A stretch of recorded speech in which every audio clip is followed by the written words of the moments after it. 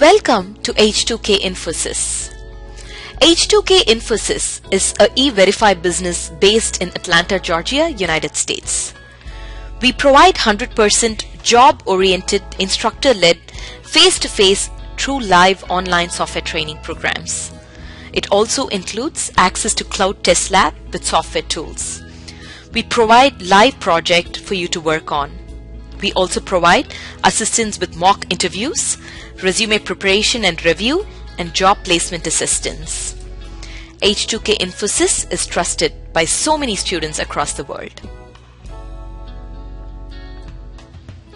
H2K Infosys provides world-class services in IT training with real-time project work for corporates and individuals, special IT training for MS students in the United States, software design, development, QA manual and automation, performance testing and maintenance, IT staff augmentation, job placement assistance, and tech support.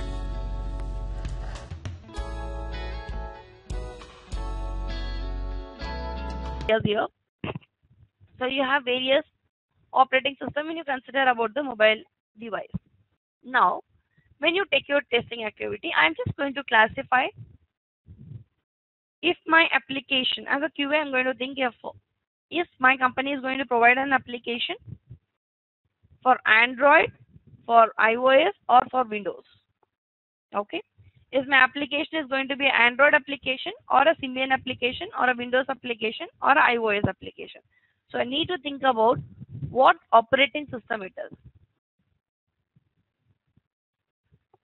If suppose this application is designed in a way it is compatible with all kind of operating system, you may end up in testing it in all kind of platforms. That is, in all kind of operating system, you should test it. Okay, now you have classified your operating system. Fine, I'm going to think that I'm going to narrow my path in the way like I'm going to, okay fine, I have classified that this application is purely a Android application. So I need to do only a Android application testing. So if I'm going to do in that way, though I'm going to narrow my path as Android application, I will end up in classifying on various devices. Though it is on an Android platform, you have Android operating system on various number of mobile devices.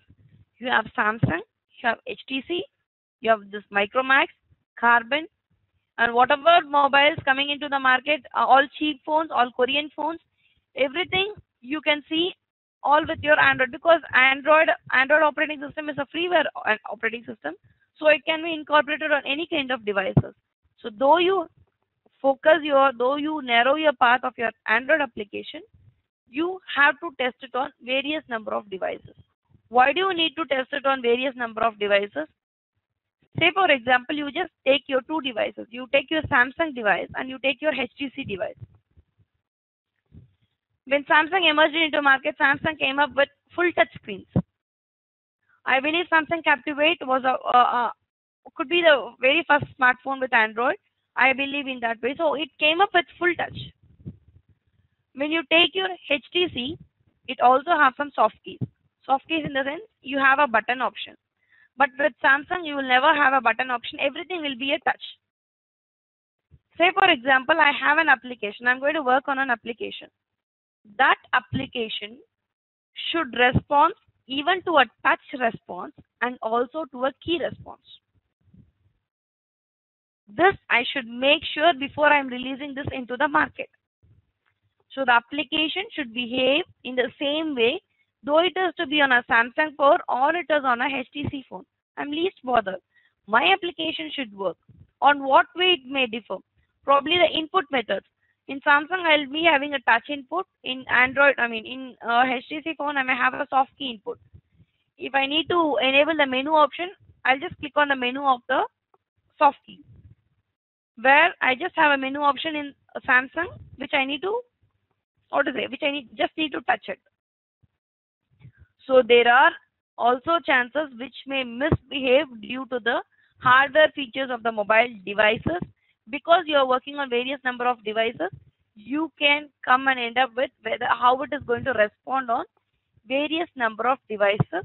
So as a QA, you should do testing on all possible number of devices as a mobile application QA.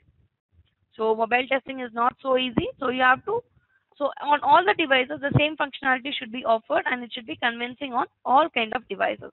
And also there is another factor which is called resolution factor, which we are going to see it later. Though you take your resolution also, you're going to use that same Temple Run. The same Temple Run you're going to play on your Samsung phone and also on your HTC phone.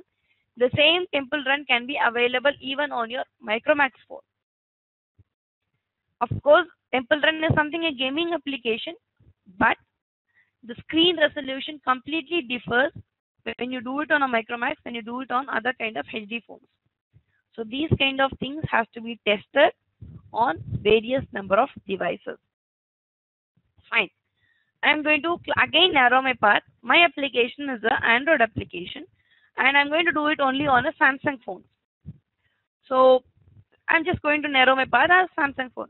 Though you're going to narrow your path as Samsung phone, you have another headache called screen size. You have another headache called screen size. You can take, when the smartphones came into market, it probably came up with only few number of screens, probably 3.5 inch, 2.5 inch, only few number of sizes were available. But if you take these day mobile phones, it is coming up with 3.5 inch screen, 4.8 inch screen, 5 inch, 5.5, 6.5, and also 7 inch tablet, 10 inch tablet. Because all are working on the same platform called Android. All are from the same manufacturer, Samsung. But the screen size is going to differ. Just imagine a situation, a user is playing a Temple Run on a mobile phone of size 3.5 inch screen. As a mobile QA, even you have tested it only on a 3.5 inch screen. You fail to test it on various number of screen sizes.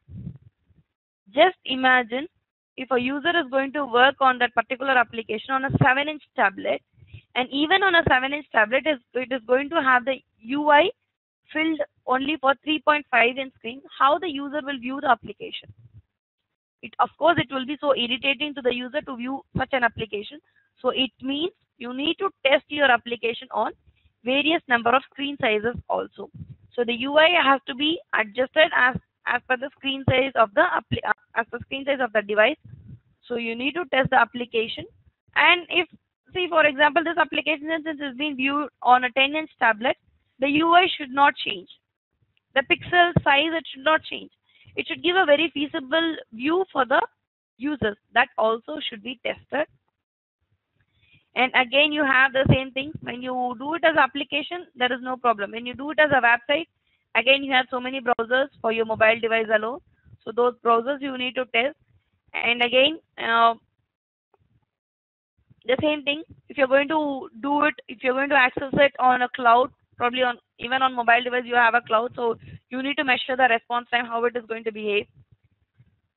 This is all a possible scenarios which you all have for your desktop and also for your mobile application. And the thing is, service providers, the carriers.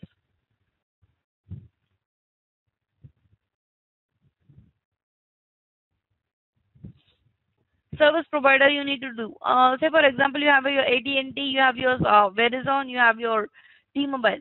There are chances few applications, few URLs would have been blocked by your service provider itself. Installation of this application has been blocked by your service provider. You would have seen all these kind of messages.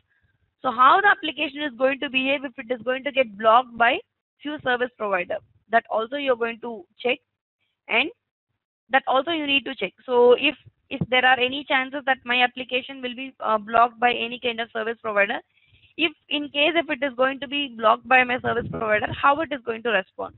So even those things you have to test it.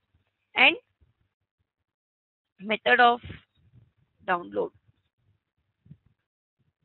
Now you have no issues. Of course, though you're going to Google for any kind of application, Say for example, I'm just going to do for ICICI Android application.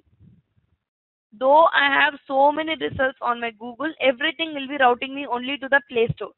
But when Android came into the market, that was not the case. You were able to download from CNET download, Tor APK. You had so many number of sources, so many number of open sources where you can download applications for your Android phone. Though you download from any kind of service, from any kind of source, the application's functionality should not change. That also should be verified. So the method of download, if it is done through a secured way, those things also should be verified when you do it on a mobile application. And again, if you take about this application, it is paid or free. If the application download is a free service, or if the user need to pay for something for the application. If it is going to be a paid service, again another headache is payment gateway. So how far the payment is going to take place? So when you compare your desktop application and this not only this thing, when you take type of testing for your mobile application testing, when you take the type of testing for your for our desktop based application, probably you will have functional testing, test testing, load testing. The same way you also have for your mobile application testing.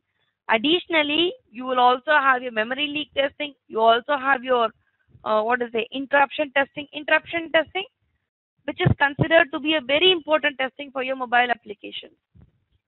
What is this interrupt testing? I'll tell you in detail in the future classes, but still I'll just brief you about that. As we already discussed, your mobile device is purely a communication device. Apart from communication, the user is accessing data, the user is using few applications to do some activities. How, as a QA, how your application is going to behave if the user is going to receive a call. Just a small example, you are playing a video on your YouTube or on your MX player on your mobile device. The user is going to get a call. In that state, when a call is being initiated in a mobile phone, the video has to go to a pass mode. Once the call is done, it has to resume from the place where it has ended, where it has been passed. So the application should behave in this way. It should not go and start from the first, or while the user is on call, the video should not be playing in the background. That should not happen. So this is what is called an interrupt testing. So how your application is going to behave when the user is going to receive a call or a notification or a SMS. Say for example, the user is filling some form or doing some fund transfer. The user is getting a call. It is a banking application. The user has just initiated a fund transfer. User is getting a call or a notification. If the notification is going to end in few seconds, there is no problem. The user is going to continue on a call for a long time. The application immediately should go for a logout mode for security purpose. So these things have to be verified as a part of your interruption testing, which you will not do it for your desktop. So the type of testing also differs for your mobile application, and the scenarios, what are all the things you need to consider to make your mobile application testing a feasible and a reliable one for your users also differs. So you need to consider various factors, various scenarios. You need to consider various strategies which makes your mobile application a successful one in the market. Only for these reasons it is so challenging. It is not as your desktop application. Only because of this you could see so many opportunities emerging in the market. So it is very sensitive, very important, and very highly targeted. You take even my applications. I mean, I'm working for a particular application. I work for an insurance company, and we just took a survey from my insurance company. And for the past 1 year, in the first from 2012 to 2013, when we took a survey, we got close to 20-30% of user who just got. I mean, we have an online purchase, so the 20 to 30% of users, the customers, we got it only through a mobile app. As a mobile users only, we got 20 to 30% of customers. So it means how much people are depending on a mobile application. though they want an insurance or though they want to do a banking application, they are so dependent on their personal devices. So in that way, it is going to, of course, it is going to increase in future. So that is where your mobile application testing chances getting so increased into the market. So in this class, in the mobile application testing classes, you will be learning about what are all the various operating systems and about various devices. So how you're going to carry this testing activity, from where you're going to start, and then what you will do, and next what you will do. So how far the journey of your mobile application testing is going to go. And you have something called emulator. You will learn about those emulators, and also you'll be focusing on automation tool, which is called a Ranorex tool, which is not widely used into the market. As far as your mobile application is considered, there are not as much automation tools available. So we found, I found myself, and I proposed this idea of this Ranorex tool in my company also. So in that way, it was very useful. That is going to be a paid service, but it is going to be a useful application, which is a smart application. You can use it for the devices on cloud and also for the devices on real time. So that Ranorex tool you will be learning out of H2K Infosys. And what else? What challenging things you have seen? And about the telecom terminologies, you will learn about what is 2G, 3G, and 4G, where G stands for your generation. 2G is something, okay, you will learn all these things in the second day of class, which is a telecom class. And you have Bluetooth. Bluetooth is important term of your mobile terminology, which enables the file transfer when the users are between a 10 meter of distance, max of 10 meters. GSM is something global system for mobile communication. Is Sequoia open source? Yes, Sequoia open source. But the thing is, I will show you how a Sequoia will work when you start your classes. But to my knowledge, to my view, Sequoia is not so useful because you can just do a UI testing, not other than that. Not other than UI testing, you cannot do anything with Sequoia. And also, it is not creating a script with Sequoia itself. It's a very difficult part. So when you compare the Ranorex, which is very easy, you cannot do a record and play with Sequoia. Where with Ranorex you can do that, and also you can export and you can import it to two languages, C# and your VB script. Where from that you can enhance your script. That is also available with your Ranorex, which is not available with your Sequoia. Ranorex, I could say it is a kind mix of Selenium and QDB. So you will learn all these terminologies in your telecom class. This is what is called an emulator. So what is your emulator? Emulator will be a virtual mobile device. So emulator will give you the virtual of the mobile device, where you will do all kind of testing device on this emulator. This emulator is something which you can download and install it on your desktop.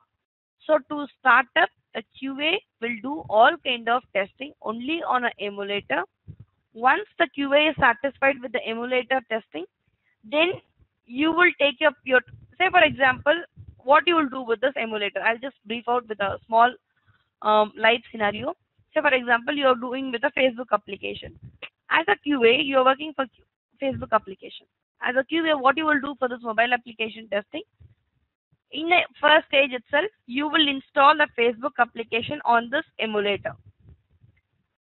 Where the emulator is something which you can install it on your desktop, which gives a virtual image of your mobile device and a virtual feel. All the things you can do it on a mobile device can be done on the emulator. So you will install a Facebook application here, and all kind of functional testing you will do it on this emulator. Once you feel everything has been convincing, what you will do? You will do your testing activity on a cloud service. You have services like Device Anywhere, Perfecto Mobile. You have services like this. So I already told you, you should end up in testing on various number of devices. For a company, it's not practical to buy all kind of devices and give it for you for your testing activity. So what do? They give you for a cloud access, but this Perfecto Mobile and Device Anywhere is a kind of service which is a paid service. You can pay for an hour, pay for a monthly or on a weekly basis. On basis of your payment, you will get access to various number of devices, probably 10 devices or 20 devices, where you will pay for that account. So you can access to those 20 devices or 30 devices, where you will be given with a 10-digit network number. You can also do an interrupt testing. So this all will happen on a cloud. So various device testing, you can do it on a cloud. Once it is all done, when you come for the display and the resolution features, you do it on a real-time mobile device. Once it is all done, you will release it into the market. So this is all your testing activity will go. This all you will see clearly in your future classes. So in class, you will also learn how to install this emulator, and you will have exclusive installation classes, because until and unless you have your emulators on all of your machines, we cannot go ahead for your class purpose. So it's very important that every people sitting in my batch has to have this emulator, which I'll teach you how to install it, and if you have installation issues, it can also be discussed in the class. So again, the challenges. So what are all the things you have seen about the mobile application is all about a brief just for your demo.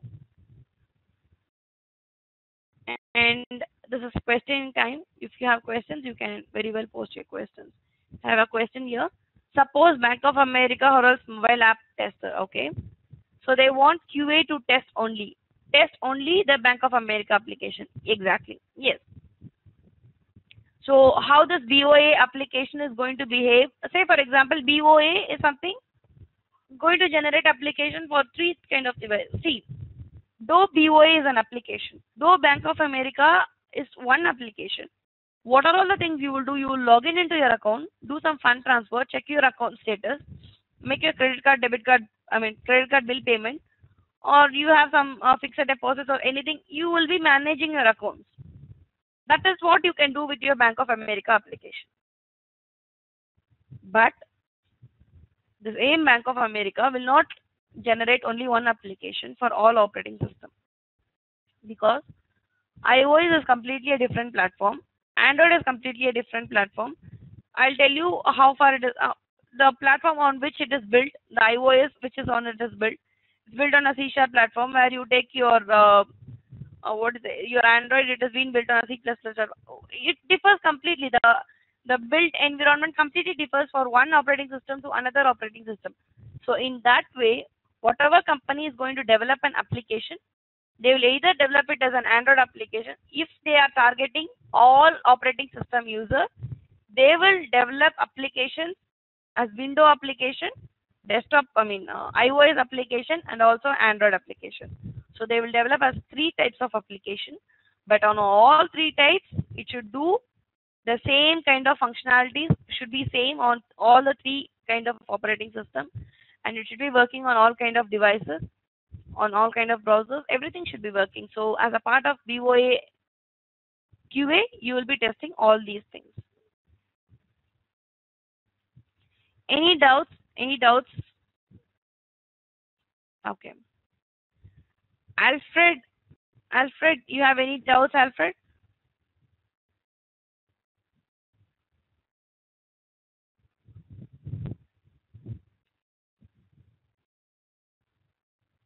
Mohammed, you have any doubts? Mohammed, you have any doubts? You're on unmute. All right. Mohit? Yes. Mohit, No, everything's okay. All right. Okay. And Pragati? Pragati, any doubts, Pragati?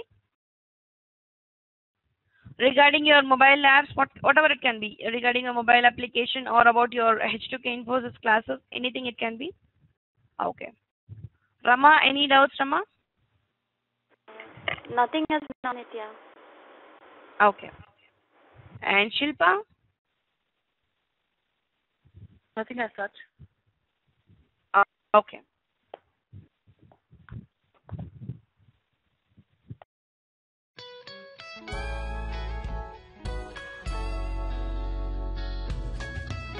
So many of our students have given testimonials on how our training programs are. You will find them on Kudzu.com and on our website h2kinfosys.com. On our website h2kinfosys.com, you will also find more detailed information on who we are, the courses that we offer, what each course covers. Also, if you're interested in a demo program, please register on our homepage on the left-hand side. Just give us more information about yourself and we will send you a link for a demo class. The demo class is absolutely free. Experience our commitment by just attending an orientation workshop at no cost. Our team of faculty and advisors are here to guide you with the right information.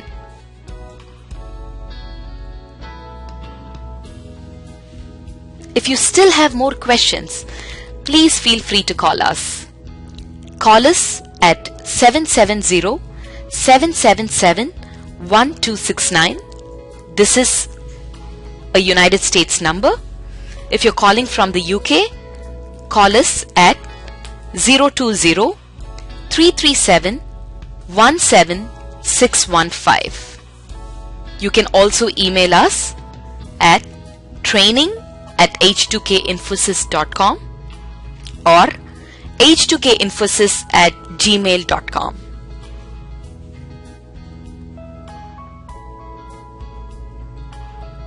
Thank you for watching our videos. We wish you a great career in information technology.